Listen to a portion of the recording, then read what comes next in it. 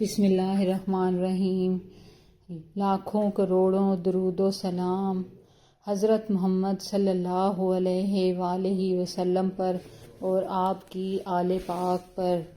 حضرت نظام الدین اولیاء، جن کا اصل نام سید محمد بن سید احمد بخاری تھا، آپ 1238 عیسوی میں ہدایو ہندوستان میں پیدا ہوئے۔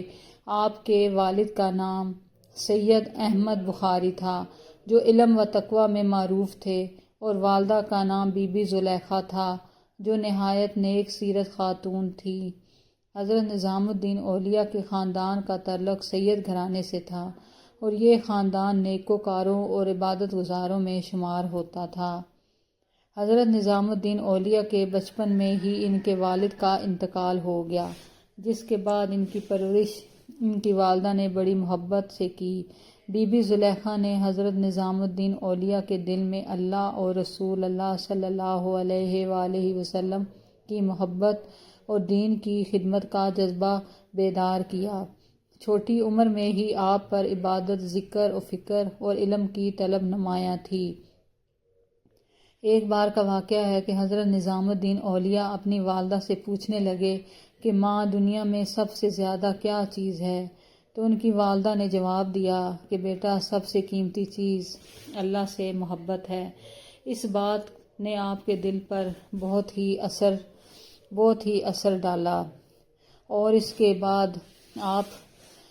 بعد آپ دل پر اثر ہوا، اور آپ کی زندگی کا مقصد اللہ کی رضا اور محبت کو پا لینا بن گیا۔ بچپن ہی میں حضرت نظام الدین اولیاء میں علم اور دین کی طرف رجحان بہت واضح تھا۔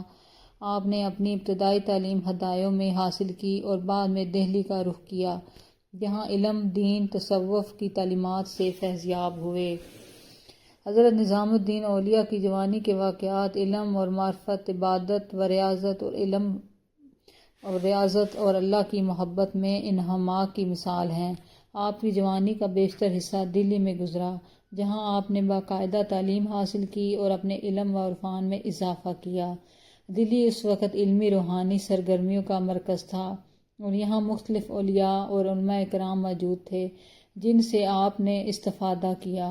جوانی میں حضرت نظام الدین اولیاء کو علم حاصل کرنے کا بے حد شوق تھا۔ آپ نے دلی آ کر علماء کرام اور اساتذہ سے تفسیر و حدیث، فقہ اور دیگر علوم میں مہارت حاصل کی۔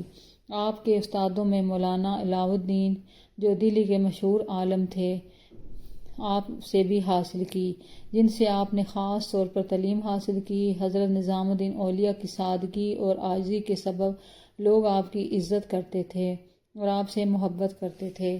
علم کے ساتھ آپ کی روحانی تربیت بھی جاری رہی۔ حضرت نظام الدین اولیاء نے اپنی جوانی کے ابتدائی دنوں میں حضرت بابا فرید الدین گنج شکر کی بارگاہ میں پہنچ کر بیعت کی اور ان سے روحانی فیض حاصل کیا۔ حضرت بابا فرید نے آپ کو اپنی محبت اور شفقت سے نوازا اور آپ کو اپنا خاص مرید بنایا۔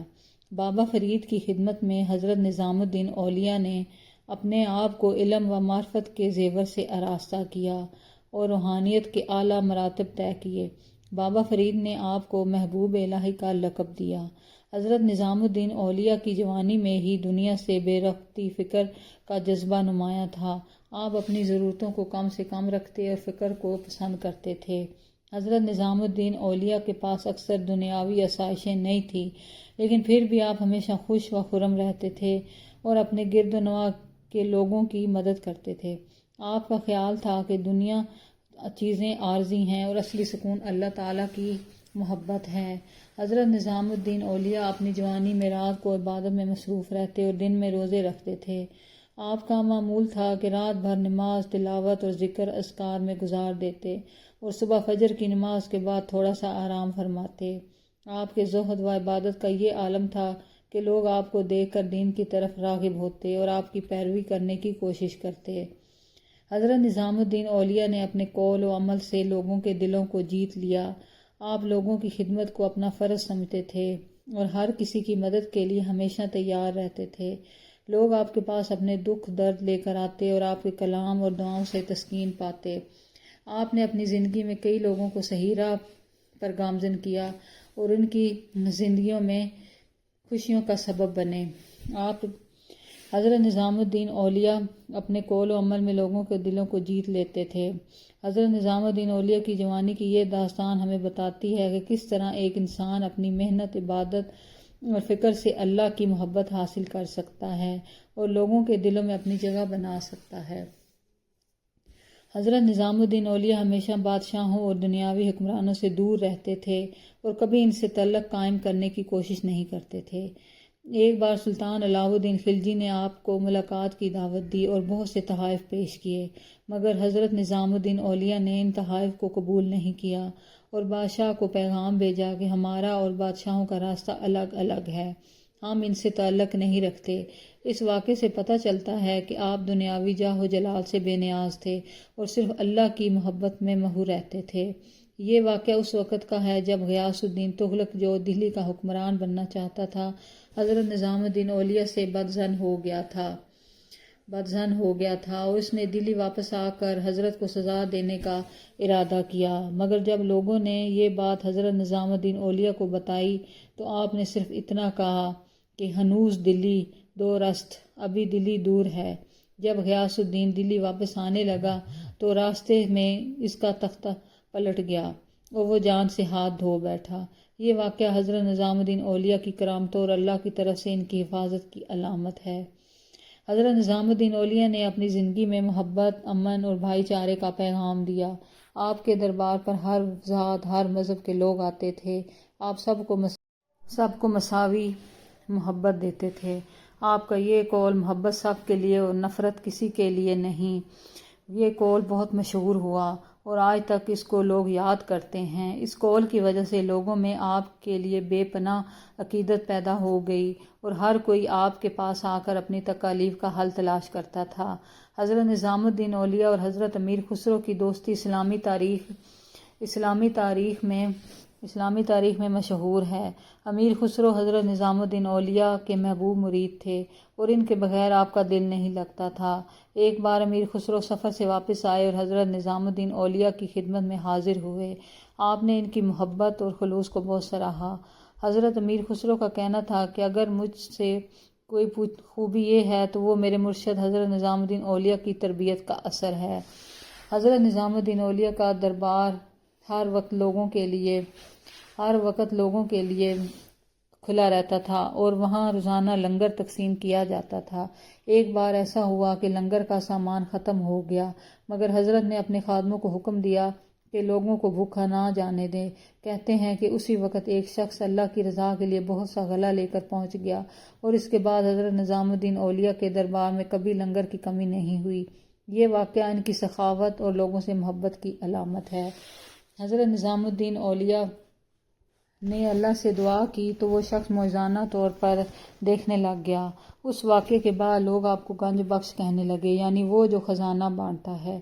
حضرت نظام الدین اولیاء کی یہ زندگی کے مشہور واقعات ہمیں سکھاتے ہیں کہ اللہ کی محبت، خدمت، خلق اور دین کے لیے جینا ہی اصل کامیابی ہے۔ آپ کی شخصیت آج بھی لوگوں کے دلوں میں زندہ ہے اور آپ کی تعلیمات سے ہمیں محبت، امن اور انسانیت کا پیغام ملتا ہے۔ حضرت نظام الدین اولیاء کی زندگی میں کئی معجزات اور کرامتیں ظاہر ہوئیں جنہوں نے لوگوں کے دلوں میں آپ کے مقام کو بلند کیا اور آپ کی روحانی عظمت کا اعتراف کروایا۔ یہ کرامتیں آپ کی اللہ سے قریبی تعلق اور روحانی قوتوں کی عکاسی کرتے ہیں۔ حضرت نظام الدین اولیاء کی ایک اور کرامت پانی کی نہر سے متعلق کہا جاتا ہے کہ دلی میں جب حضرت کے مریدین نے پانی کے لیے نہر کھودی شروع کی تو وہ پانی سے محروم رہے۔ حضرت نے اللہ سے دعا کی اور وہاں سے پانی کا چشمہ پھوٹ نکلا جو لوگوں کی ضرورت کو پورا کرنے لگا، اور اس معجزے کی وجہ سے لوگوں نے آپ کے کمالات کا اور زیادہ اعتراف کیا اور آپ کو اللہ کا ولی ماننے لگ گئے۔ حضرت نظام الدین اولیاء کے دربار میں ہر وقت لوگوں کے لیے لنگر کا انتظام رہتا تھا اور یہاں ہر مذہب اور طبقے کے لوگ آ کر کھانا کھاتے تھے۔ ایک بار ایسا ہوا کہ لنگر کے لیے جو سامان تھا وہ ختم ہو گیا، لیکن حضرت نے اللہ پر بھروسہ رکھتے ہوئے حکم دیا کہ لوگوں کو کھانا دیا جائے اور لنگر کو بند نہ کیا جائے۔ اللہ کی طرف سے غیبی امداد ہوئی اور لنگر میں کبھی کوئی کمی نہ آئی اور یہ آپ کی سخاوت اور اللہ پر بھروسے کی علامت بن گیا۔ لوگوں نے اسے کرامت کے طور پر دیکھا۔ کہا جاتا ہے کہ ایک عورت کا جواں بیٹا فوت ہو گیا تھا۔ وہ بیچاری بہت پریشان اور غمزدہ ہو کر حضرت نظام الدین اولیاء کے پاس آئی اور دعا کی، درخواست کی۔ حضرت نے اللہ کے حضور دعا کی اور اس نوجوان کو زندہ کر دیا۔ یہ واقعہ حضرت نظام الدین اولیاء کی کرامتوں میں سے ایک مانا جاتا ہے اور لوگوں کے دلوں میں آپ کی عظمت کو اور بڑھاتا ہے۔ حضرت نظام الدین اولیاء کے بہت قریبی اور مخلص مرید تھے۔ ایک مرتبہ حضرت امیر خسرو نے خواب میں دیکھا کہ حضرت نظام الدین اولیاء حضرت کے قریبی مخلص تھے اور ان کو خواب آیا کہ حضرت نظام الدین اولیاء کے ساتھ اللہ کا نور چمک رہا ہے اور آپ کے مقام کو بلند کیا جا رہا ہے۔ جب انہوں نے یہ خواب حضرت کو بتایا تو آپ نے مسکرا کر کہا کہ یہ اللہ کی عنایت ہے اور ہمیں اس کا شکر گزار رہنا چاہیے۔ یہ خواب حضرت نظام الدین اولیاء کے کرب الہی کا اظہار کرتا ہے اور حضرت امیر خسرو کے لیے بھی باعث فیض ثابت ہوا۔ حضرت نظام الدین اولیاء کی ایک اور کرامت بادلوں کا سایہ تھا۔